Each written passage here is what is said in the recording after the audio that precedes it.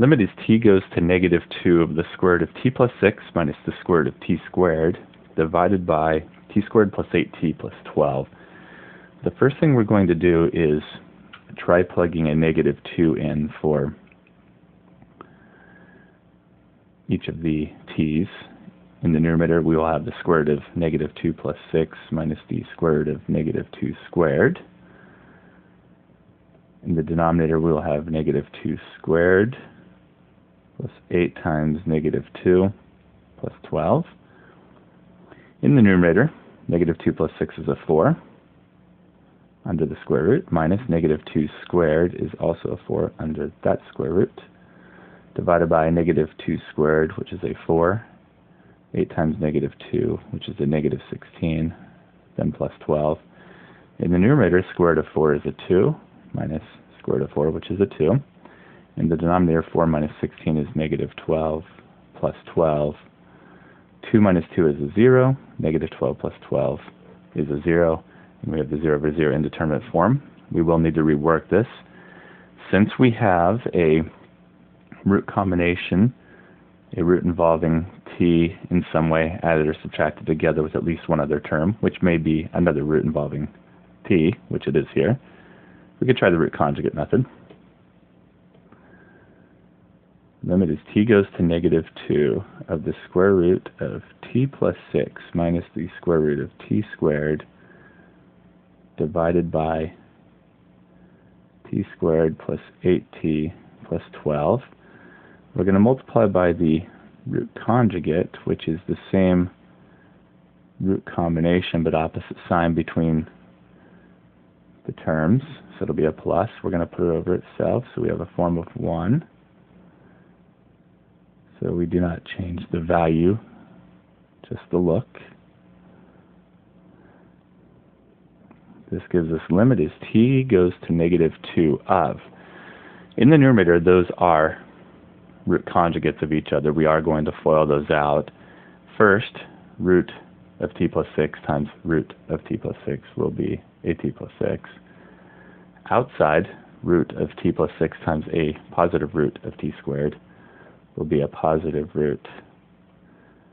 Since they're both under root originally, they can be together under the same root. Inside, negative root of t squared times a root of t plus 6 will be negative.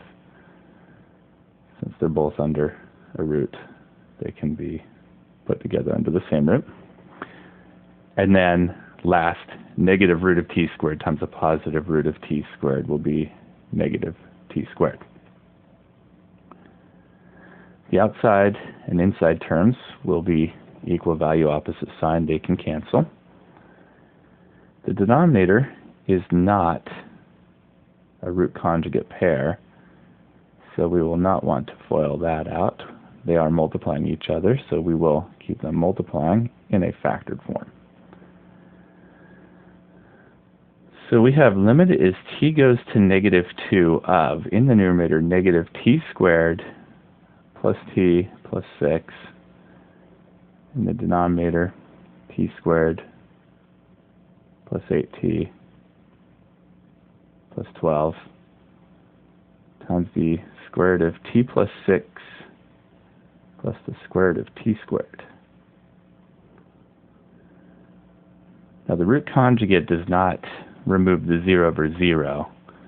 It will still be there, but it puts it in a form where we can do some other work to get rid of the 0 over 0. We have power functions, which we'll be able to factor. In the numerator, the 0 is happening because of all of that. In the denominator, the 0 is happening because of that if you plug a negative 2 in.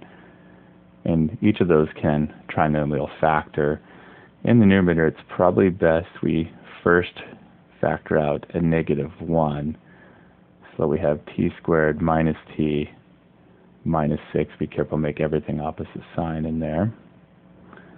Divided by t squared plus 8t plus 12 times the square root of t plus 6 plus the square root of t squared. And now we can trinomial factor the numerator and denominator. In the numerator, we will have a negative and a t, and a t, and we need two numbers that multiply to be a negative 6 and add to be a negative 1. It sounds like a negative 3 and a positive 2 will take care of that. In the denominator, we will have a t and a t, and we also have the addition of the two roots. We'll just write that to bring that along. But we need two numbers that multiply to be a positive 12 and add to be a positive 8. It sounds like a positive 6 and a positive 2. We'll take care of that for us. So plus 6 and plus 2. And there's the t plus 2 factors that are making the 0 over 0 since t is going to negative 2. We would expect to see those, and there they are. So we can now cancel those out, and that will have eliminated the 0 over 0 indeterminate form. Let's just recap what we have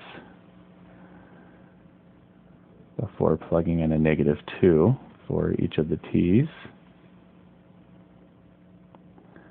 And that will be our next step. Let's plug in negative 2 in for each of the t's. In the numerator, we have the negative of negative 2 minus 3.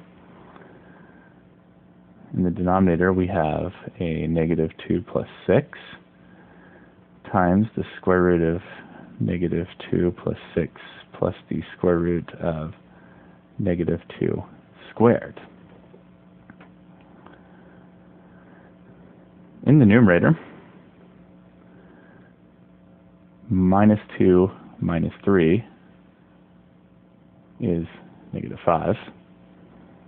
And then we'll have the negative of that. In the denominator, negative 2 plus 6 is a 4, times the square root of negative 2 plus 6 is a 4, plus the square root of negative 2 squared, which is a positive 4.